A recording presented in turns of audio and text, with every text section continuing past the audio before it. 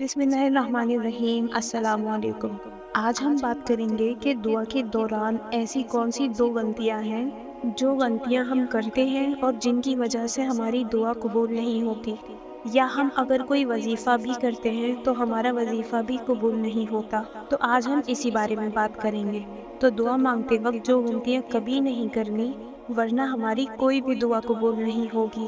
تو وہ دو غلطیاں کون کون سی ہیں جن کی وجہ سے ہماری دعا قبول نہیں ہوتی، وہ آج میں اس ویڈیو میں بتاؤں گی۔ اور اس کے ساتھ ساتھ میں آپ کو یہ بھی بتاؤں گی کہ حضرت علی رضی اللہ تعالیٰ عنہ نے فرمایا کہ 3 ایسے اوقات ہیں جن میں ہم کوئی بھی دعا مانگیں، جن اوقات میں مانگی گئی دعا اللہ کبھی بھی رد نہیں کرتا۔ یعنی کہ جو بھی بندہ ان 3 وقتوں میں اپنی حاجات، اپنی دعا اللہ تعالیٰ کے سامنے رکھتا ہے اور اپنی ضروریات کا سامان اپنے اللہ پاک سے مانگتا ہے، تو اللہ پاک ان 3 وقتوں میں مانگی گئی دعا کو قبول فرماتے ہیں۔ تو سب سے پہلے ہم بات کریں گے کہ وہ 3 اوقات کون سے ہیں۔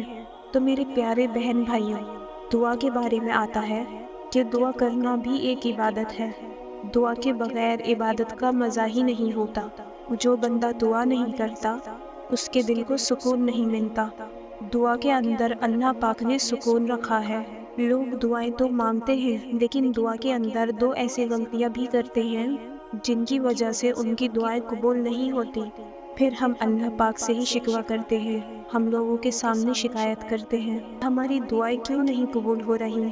تو 2 ایسی غلطیاں جو ہم اکثر دعا کرتے وقت کرتے ہیں کہ ہم دعا تو مانگتے ہیں، مگر دعا کے دوران ہم اللہ تعالیٰ سے اپنے گناہ معاف نہیں کرواتے۔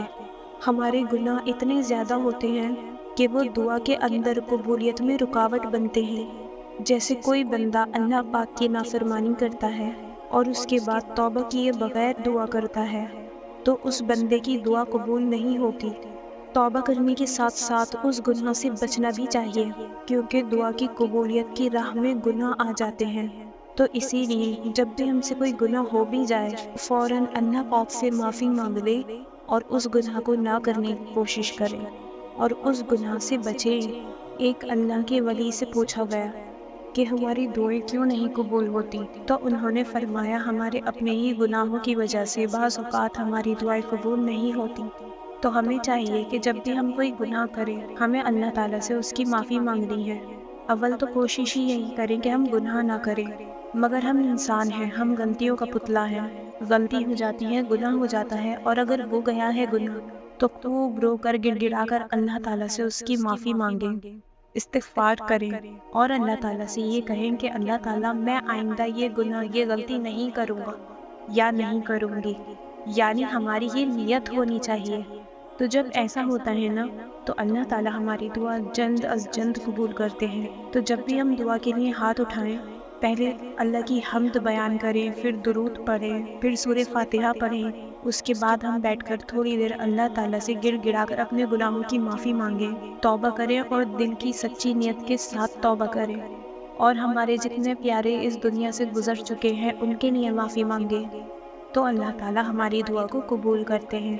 دوسری غلطی جس کی وجہ سے ہماری دعائیں قبول نہیں ہوتی، دوسری غلطی یہ ہے کہ ہم اللہ سے دعا تو مانگتے ہیں، اور جب ہماری دعا قبول نہیں ہوتی تو ہم 2-4 دفعہ مانگ کر یا پھر زیادہ سے زیادہ 10-20 مرتبہ مانگ کر مایوس ہو جاتے ہیں۔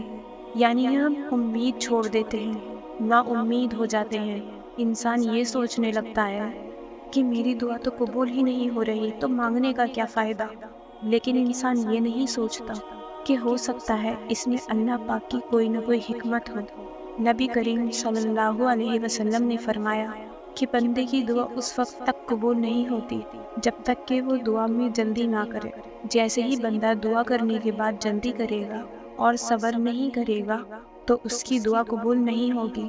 دعا کے بعد صبر اور یقین رکھنا اللہ تعالیٰ پر، یہ دونوں چیزیں بہت ضروری ہیں، تبھی تو ہماری دعائیں قبولیت تک پہنچیں گی۔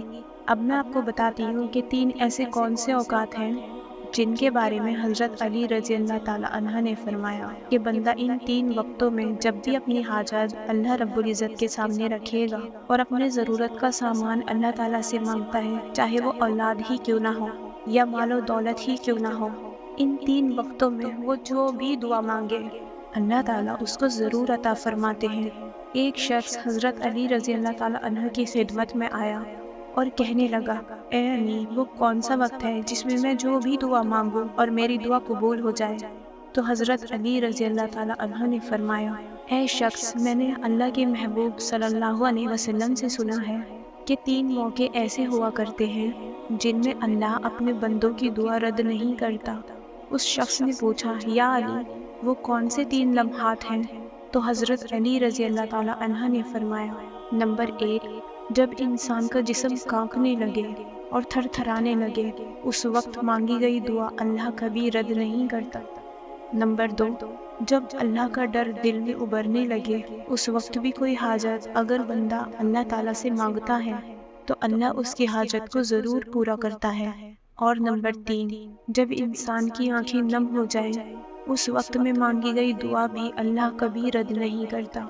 اور یاد رکھنا، ان 3 حالاتوں میں انسان کائنات کی کوئی بھی چیز اللہ تعالیٰ سے مانگے، وہ اسے ضرور ملتی ہے، چاہے وہ صفا مروہ کے برابر سونے چاندی کے مانند دعا کیوں نہ ہو۔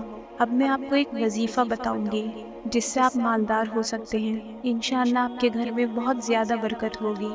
تو وہ وظیفہ یہ ہے کہ آپ نے 11 رات اللہ تعالیٰ کے مبارک ناموں کا ورد کرنا ہے، اور وہ مبارک نام یا رزاق ہے، یعنی رزق عطا فرمانے والا، یعنی رزق عطا کرنے والا، کہ اے اللہ، میری مالی پریشانی دور کر دے، مجھے زیادہ سے زیادہ روزی دے دے اور حلال روزی دے دے۔ تو یہ وظیفہ کرنے کے لیے آپ نے رات کو وضو کرنا ہے۔ وضو کرنے کے بعد اگر آپ بستر پر بیٹھے ہیں، اگر آپ تہجد پڑھتے ہیں تو اس دوران بھی یہ وظیفہ آپ پڑھ سکتے ہیں، اور پھر یہ پڑھنے کے بعد اللہ سے خوب رو رو کر گڑ گڑا کر دعا کریں، اور جس وقت یا رزاق کو پڑھیں تو اللہ تعالیٰ کے اس مبارک نام کا مطلب اپنے ذہن میں رکھیں۔ کم سے کم 100 مرتبہ آپ یہ پڑھ سکتے ہیں، اور اس سے زیادہ جتنا آپ چاہیں پڑھ لیں۔ اول آخر 3 مرتبہ درود پاک ضرور پڑھیں، تو انشاءاللہ کچھ ہی دنوں کے اندر آپ کی حاجت پوری ہوگی، اور اللہ کی رحمت، اللہ کی نعمتیں اور رحمتیں انشاءاللہ آپ کے گھر میں برسنے لگیں گی۔ اللہ تعالیٰ سے دعا ہے کہ جو لوگ بھی پریشان ہیں، کام کاروبار سے یا کسی بھی مسئلے کی وجہ سے پریشان ہیں، اللہ تعالیٰ ہم سبھی کے تمام معاملات، تمام مسئلے حل کر دے، تمام پریشانیاں دور کر دے، حلال رزق دے اور اپنا عبادت گزار بنا دے۔ آمین۔ ہمیں بھی اپنی دعا میں یاد رکھیں۔